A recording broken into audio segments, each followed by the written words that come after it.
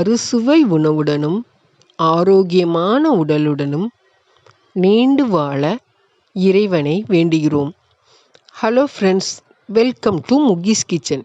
இன்றைக்கி முகீஸ் கிச்சனில் அரிசி மாவை வச்சு ஒரு வகையான டிஃபன் செய்ய போகிறோம்.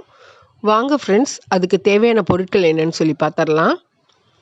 நான் இப்போ சாப்பாட்டு அரிசி தான் எடுத்திருக்கேன். இதில் கல் மணி எதுவுமே இருக்காது, சுத்தமாக தான் இருக்கும். இதை ஒரு 3 மணி நேரம் ஊற வச்சு கழுவி சுத்தம் பண்ணி எடுத்துக்கோங்க. இதை பாருங்கள், இந்த மாதிரி சுத்தம் பண்ணி எடுத்துக்கணும். தண்ணி நல்லா வடிச்சிட்டு இப்போ இதை நம்ம கிரைண்டரில் சேர்க்க போகிறோம். கிரைண்டரில் சேர்த்து நல்லா நைஸாக மாவு மாதிரி அரைக்கணும். இது அரிசி ரொட்டிக்கு அரைக்க போகிறோம். இப்போ நான் இதை கிரைண்டரில் சேர்த்துக்கிறேன். இப்போ கிரைண்டரில் சேர்த்து பாருங்கள், நல்லா நைஸாக அரைக்கணும். இதுக்கு தேவையான தண்ணி சேர்த்துக்கோங்க. பாருங்கள், இந்த அளவுக்கு. இப்போ பாருங்கள், மாவு நல்லா அரைஞ்சதும் காமிக்கிறேன். இப்போ நல்லா மாவு பாருங்கள் அரைப்பட்டுருச்சு.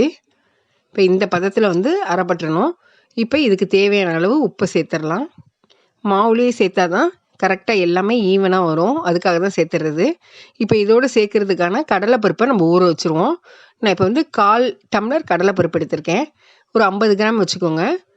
இந்த கடலைப்பருப்பில் தண்ணி ஊற்றி கழுவிட்டு ஒரு அரை மணி நேரம் நல்லா ஊற வச்சுருங்க. கடலைப்பருப்பு நல்லா ஊறணும். அப்போ தான் நம்ம அந்த ரொட்டியில் சேர்க்கும்போது நல்லா மிருதுவாக இருக்கும், இல்லைனாக்கா கடுக்குன்னு இருக்கும். அதுக்காக தான் சேர்க்குறது. இங்கே பாருங்கள், நான் மாவு அரைச்சி எடுத்துக்கிட்டேன். இப்போ இதில் கடலைப்பருப்பு சேர்த்துடலாம். ஊற வச்சுருந்த கடலைப்பருப்பை கழுவிட்டு இதோடு சேர்த்துட்டேன். இந்த பதத்துக்கு அரைச்சி எடுத்துக்கணும். பாருங்கள், இப்போ இதில் நான் அரை மூடி தேங்காய் துருவல் சேர்க்க போகிறேன். இந்த ரொட்டிக்கு தேங்காய் துருவல் சேர்த்தோம்னாக்கா நல்ல ருசியாக இருக்கும். எப்போதுமே தேங்காயோடு சாப்பிடும்போது நல்ல ஒரு டேஸ்ட் கொடுக்கும். அதுக்காக தான் தேங்காய் துருவல் சேர்க்குறது. இப்போ இதில் நான் அரை மூடி சேர்த்துருக்கேன். நீங்கள் வேணும்னா சேர்த்துக்கலாம், இல்லைனா இதை சேர்க்காமல் விட்டுருங்க. பாருங்கள், இப்போ பிசைஞ்சிக்கிட்டேன். இப்போ நல்லா எல்லாம் ஒன்றா சேர்கிற மாதிரி பிசைஞ்சு எடுத்துருக்கேன் பாருங்கள். இப்போ இந்த அளவுக்கு பிசைஞ்சு எடுத்துக்கணும். அதில் தேங்காய், அந்த கடலைப்பருப்பு எல்லாமே ஒன்றா சேர்ந்துடணும், அதுக்காக சொல்கிறது. இப்போ நம்ம தட்டுறதுக்கான மாவை ரெடி பண்ணிட்டோம். இப்போ உங்களுக்கு என்ன சைஸில் வேணுமோ அந்த சைஸுக்கு நீங்கள் உருட்டி எடுத்துக்கலாம். பெருசாக வேணுனாலும் எடுத்துக்கலாம், சின்னதாக வேணுனாலும் எடுத்துக்கலாம். நான் இன்றைக்கி சின்ன உருண்டையாக ஒரு உருண்டை எடுத்து வச்சுருக்கேன். இது எப்படி தட்டணுங்கிறத காமிக்கிறேன் பாருங்கள். இந்த மாதிரி மெலிசாக தட்டணும். திக்னஸ் இந்த அளவுக்கு இருக்கணும். இதை விட இன்னும் மெலிசாக வந்தாலும் நல்லாயிருக்கும். இப்போ நான் ஒரு உருண்டை மாவு எடுத்துக்கிறேன் தட்டுறதுக்கு. இப்போ அடுப்பை பற்ற வச்சு தோசை தவரம் வச்சுருக்கேன். அது காஞ்சிருச்சு. இப்போ அதில் தட்ட போகிறோம்.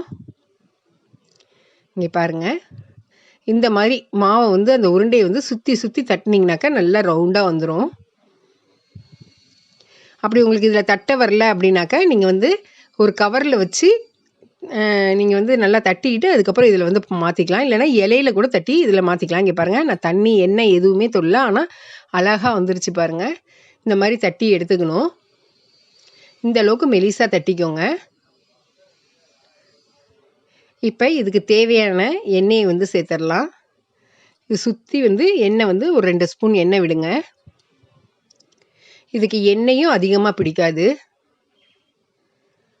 பாருங்கள், இப்போ சுற்றி இப்படி திருப்பி விடுங்க. இப்போ ஒரு சைடு வந்துருச்சு, இன்னொரு சைடு வேகணும். அப்போ அதுக்கு தகுந்த மாதிரி நீங்கள் தோசை பரட்டி வச்சு திருப்பிக்கோங்க.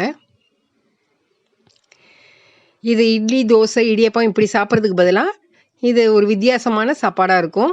இது நல்லாயிருக்கும், வெறுசாகவே சாப்பிட்லாம். நீங்கள் வேணுன்னா சட்னி, சம்பல், சாம்பார் எது வேணாலும் வச்சுக்கோங்க.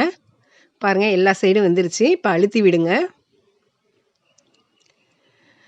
இது அரிசி மட்டும் ஊறிடுச்சு அப்படின்னாக்கா உடனே டக்குன்னு செய்யக்கூடிய ஒரு வகையான டிஃபன் தான். இதை நம்ம செய்கிறது ரொம்ப எளிமையாக செஞ்சிடலாம். இதுக்கு அது இதுன்னு எதுவுமே தேவைப்படாது. பாருங்கள், ரெடி ஆயிடுச்சு. நான் ஒரு தட்டுக்கு மாற்றிக்கிறேன். பாருங்கள் இப்போ எந்த அளவுக்கு சாஃப்டாக இருக்குதுன்னு சொல்லி.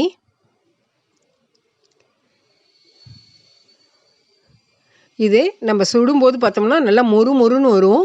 ஆனால் உள்ளே சாஃப்டாக இருக்கும். சாப்பிட்றதுக்கு நல்ல ஒரு ருசியில் இருக்கும். பாருங்கள் எந்த அளவுக்கு அது வளையுதுன்னு சொல்லி. ரொம்பவே சாஃப்டாக இருக்கக்கூடியது. இது நம்ம எல்லாருமே சாப்பிட்லாம். வயசானவங்கலேருந்து நம்ம எல்லாமே சாப்பிட்லாம். இது மெல்ல முடியாதுன்னெலாம் கிடையாது. நல்லா ஈஸியாக இருக்கும். நான் சொன்ன முறையில் செஞ்சிங்கனாக்கா நல்ல ஒரு ரொட்டி வரும். இங்கே பாருங்கள், ரொம்பவே சாஃப்டாக வந்துருச்சு. ஈஸியாக உங்களால் பிக்க முடியும்.